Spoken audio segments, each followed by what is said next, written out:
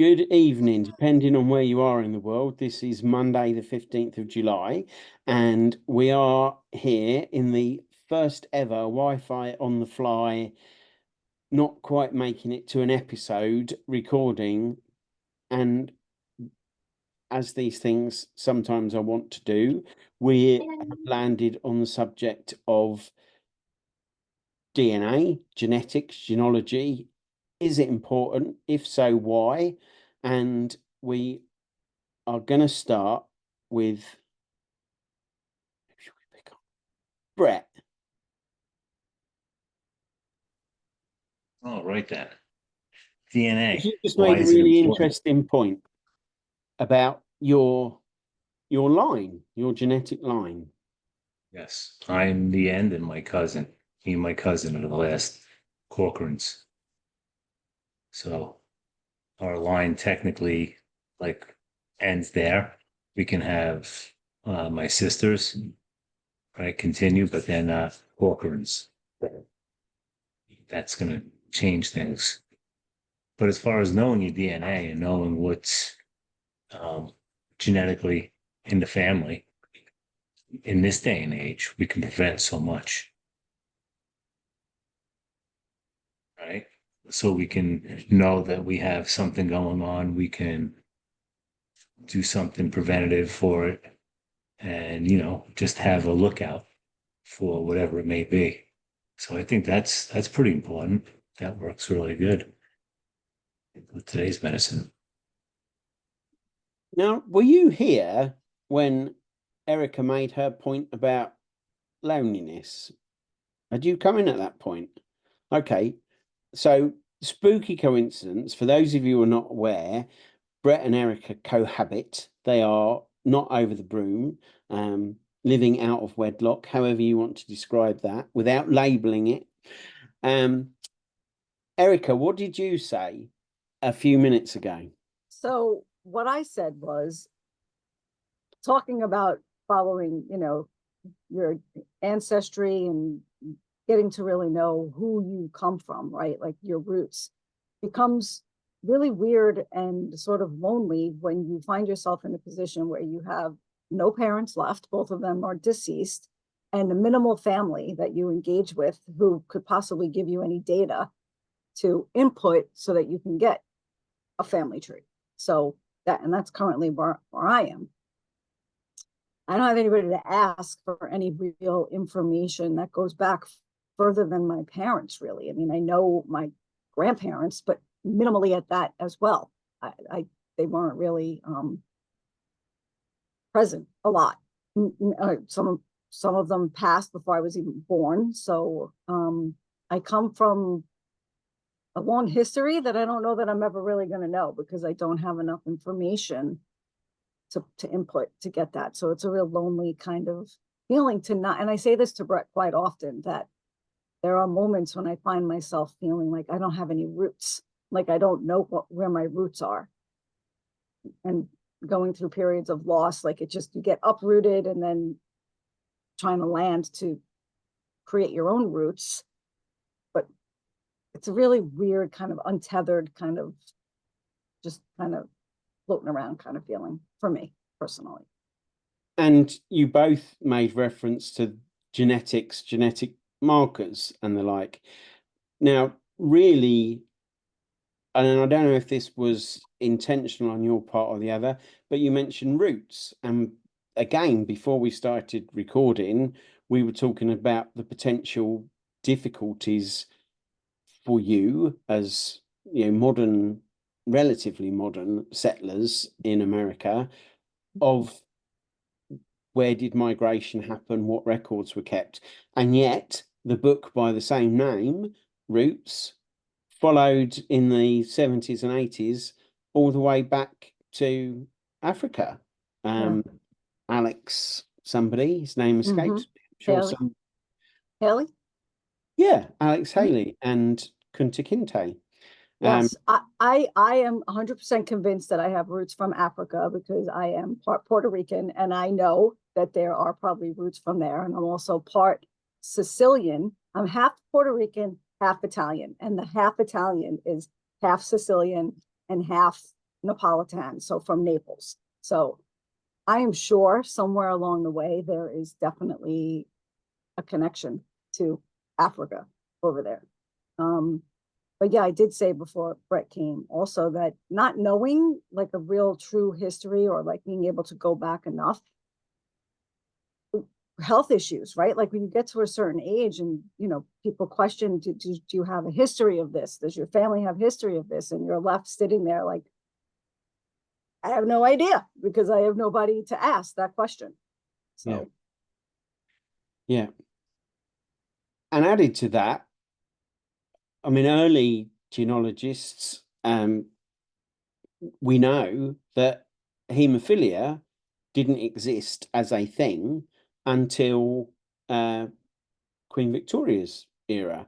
That was, you know, first cousin marriage kind of thing, too close genetic inbreeding that allowed for haemophilia to spread. So if you're a haemophiliac, congratulations, you now know that you are directly related to Queen Victoria. But there we how go prevalent again. is that? I'm not a hemophiliac, and there we go again. Another Oh, proof that I don't have royalty yet. I haven't found it yet, but I'm not a hemophiliac, so I guess I can cancel more that out. FOMO. But, you know, be careful what you wish for, I guess. So, Andy, any hidden royalty in your... You look like you should be a nobleman. I'm very noble, but yeah, not as far as I know. But I've kind of got three kind of strains in the sense of I've got my dad's side of the family, which I can't really. Well, I'm sure we could go back much further, but the passing on of stories is almost zero. And then you got to my mom's side, which is a huge Irish family, 13 children and all this kind of stuff. And there's all kinds of stories and the number of cousins and second cousins. And you literally have to have name tags when you do a reunion.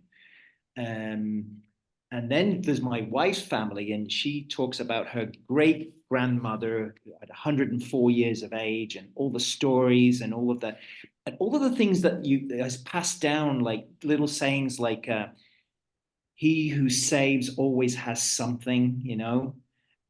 So the passing down of knowledge and of how you should be or could be, like I suppose hopefully more the kind of the positive of character and things like that, the stories that are passed down from that, which are really really valuable. Really valuable, but also potentially imprinting, in the sense that in that family saying is the potential for the passing on of a scarcity mindset. The reason we kind of happened on this is because I started messing about with ancestry dot whatever it is. No adverts here, thank you. Earlier this evening, and have found a couple of lords and a lady, or that might be the other way around, a couple of ladies and a lord, a few sirs, a couple of mayors of Dublin. I know that's not necessarily a ladyship or a lordship, but I know that in my family line, there is a real scarcity mindset. And I'm not suggesting that all lords and ladies were wealthy, but at some point in that family story, the family lineage, we have got a bit of a chip on our shoulders about wealthy people. We've got a bit of a, it's noble to be poor in silence and suck it up kind of mentality. So this is a sort of sub clause of what purpose does knowing the family history have? If, for instance, you know, you can trace yourself back to William the Conqueror, which means you can go back across the channel, probably to, you know, Nordic invaders and stuff, then you're going to have a very strong sense of your family lineage. Is that a positive? Let's start with Andy, as he's unmuted.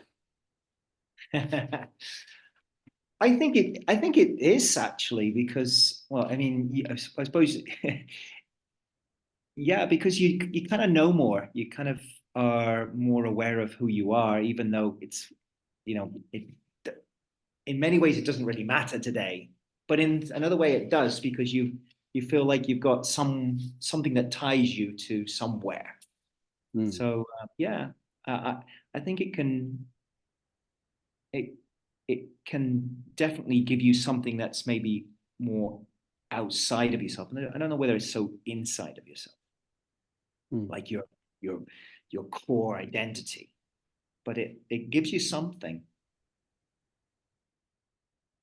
And Erika, you made the specific point about feeling unrooted. So I'm guessing for you that would be quite a boon to have a line that you could follow back for, let's say, 100, 200 years. Oh my God, I think it would be so awesome to be able to go all the way back there to see my my lineage. But specifically for me, I mean, I'm the only female in this group right now, right? So for female specific, really important for us to get in touch with our female ancestors and to carry their strength forward, right? Like, we're not in touch with it enough as present day women.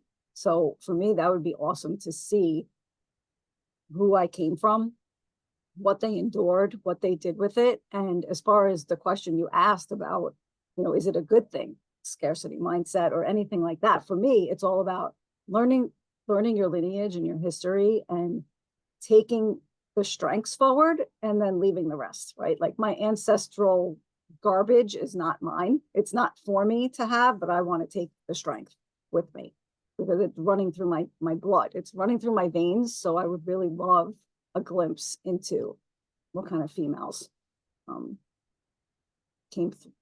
do I come from. And I just quickly want to say something, because Brett said something before about how he's the last, him and his cousin are the last of the Corcorans. So the name ends with them, basically. When I was a kid, I used to beg my parents. I used to beg them. I'd be like, you need to have another boy. I mean, another kid. Like, we need a boy in this family because it's over. It's over. Like, I can't do anything about it. Like, it's over. So I really, there's something about knowing that the end of the name, like the name ends with you, that, I don't know, I kind of feel like a tinge of sadness about that. Like, it's like the line ends here, kind of thing. So just wanted to say that.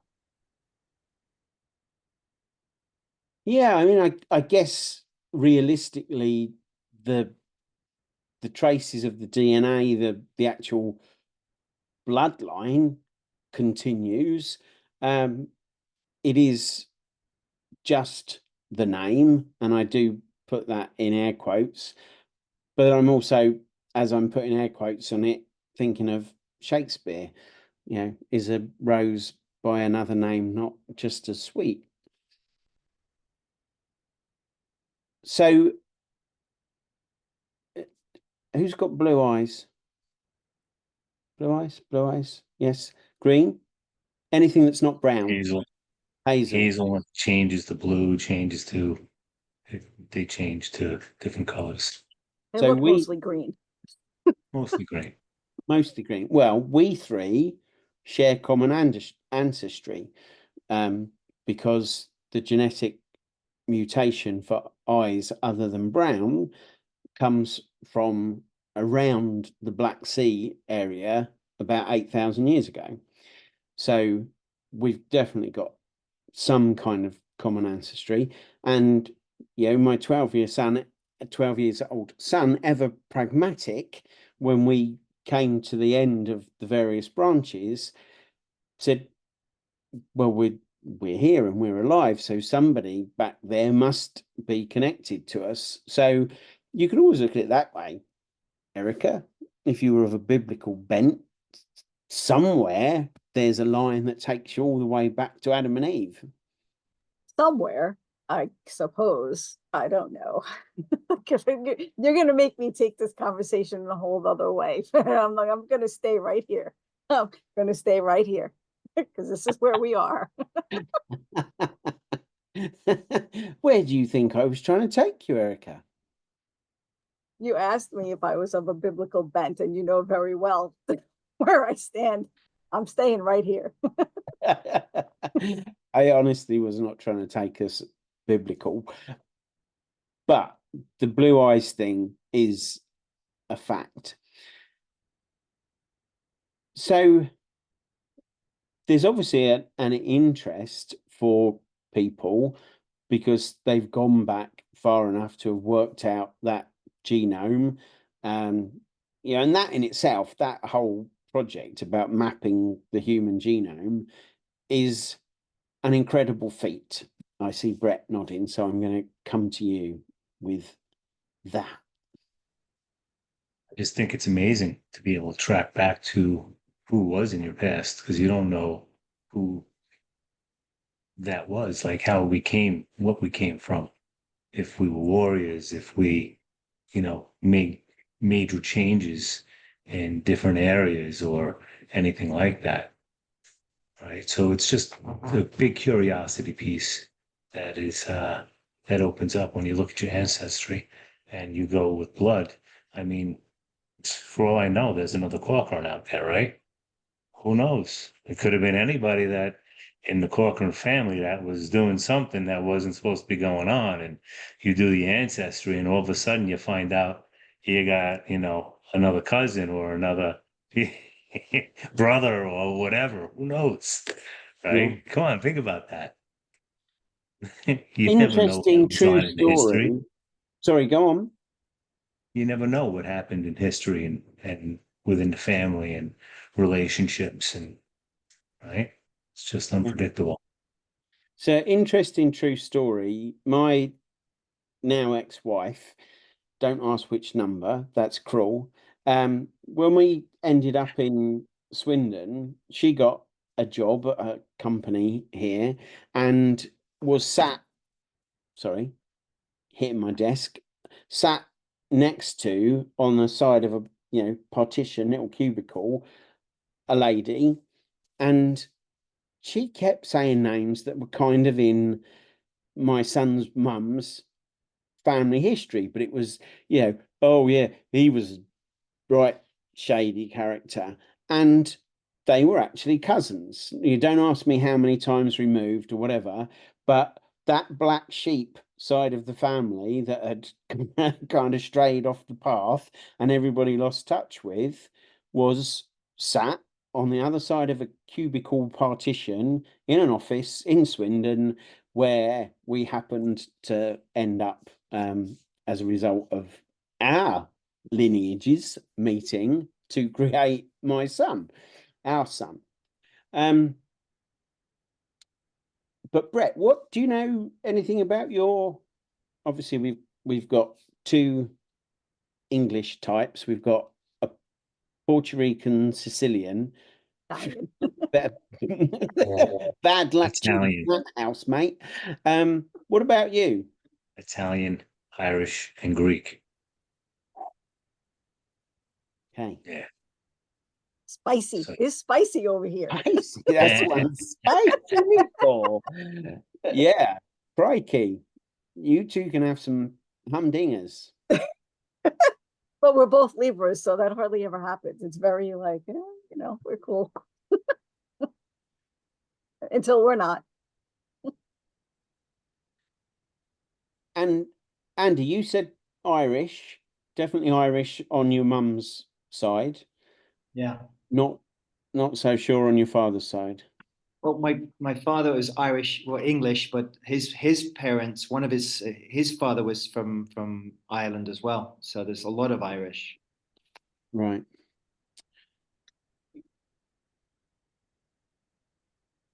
Go on, Erika. I would just be curious to know. I mean, well, I'm going to defer to you, Alec, because I feel like you know more about everything than I do. So, the Puerto Rican in and of itself, right? It's just an island somewhere. And I'm curious, like, where did all those Puerto Ricans come from before it was Puerto Rico? Like, what is that? I'm pretty sure it's going to be from all over the place. So my genetic makeup and my DNA could take me to all parts of the world, I feel like. Yeah, I mean, I think you would have a really interesting DNA result if you actually did like a genetic DNA test. But then ultimately it all, you know, tapers. It's strange because it's going out, mine is going out wider and wider and wider at the moment, but at some point it's going to taper back in, and who knows where that will take us. But from the very few people who I do know that have done DNA tests for genealogy purposes, there are some, you know, broad kind of mixes. Yeah, there's like a vent towards Nordic Scandinavian, or there's a bit towards African Middle Eastern.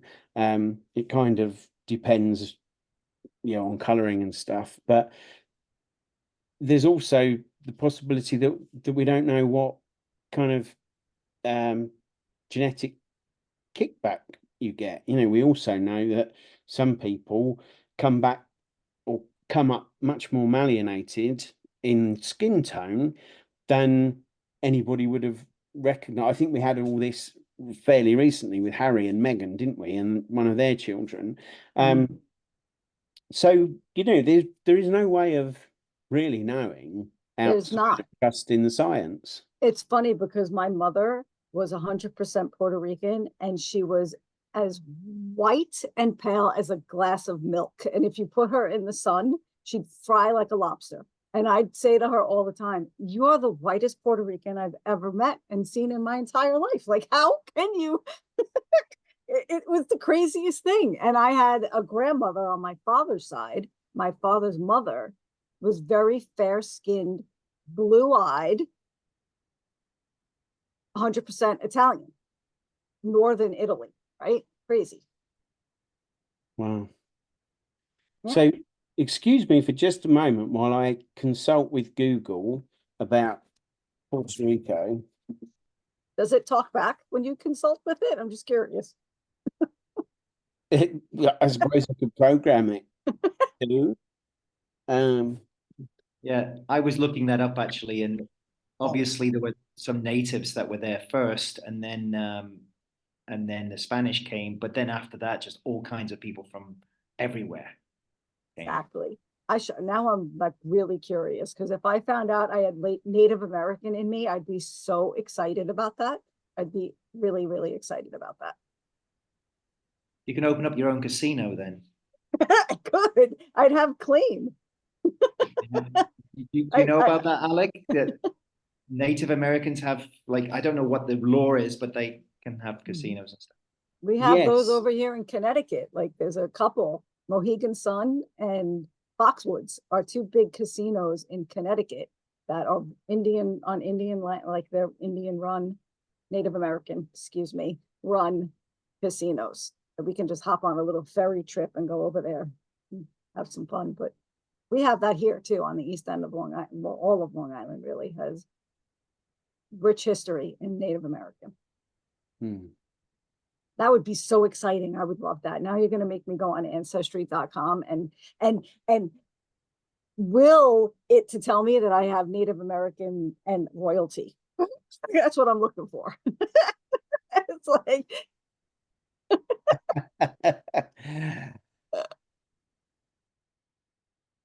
I was reading somewhere just recently about this whole Indian, and you perhaps are aware that this comes from Columbus being so adamant that he had discovered the East Indies that he was not having it from anybody. And whilst he was penning letters back to the Spanish court, even as they were returning, he made something like 7 or 8 references to the Indian people that they had met. And I think where it was cemented was that the record of his letters back to the Spanish court were published and were actually kind of the first recorded bestseller of that period, because so many people were fascinated, and they brought the compiled letters to the Spanish court, which is probably why this thing continued, because all the evidence was there to show that he was wrong. But it's the Mandela effect, where people are so adamant that something happened that it kind of happened in their minds, even despite the fact that all of the evidence says it wasn't the case. And yeah, I mean, I was going to say the rest is history, but I just want to, with the caveat that a very sad and painful history. Go on, Andy. My wife, who knows a hell of a lot of history, she says that that it's called America. The Americas are called the Americas because of America Vespuccio, because he was the first one to actually come going, there's a new country, a new place over here after Columbus. So that's why it's called America. And North and South America. And of course, it wasn't a new country at all. It's been around as long as the rest of the world, but yeah, discovered,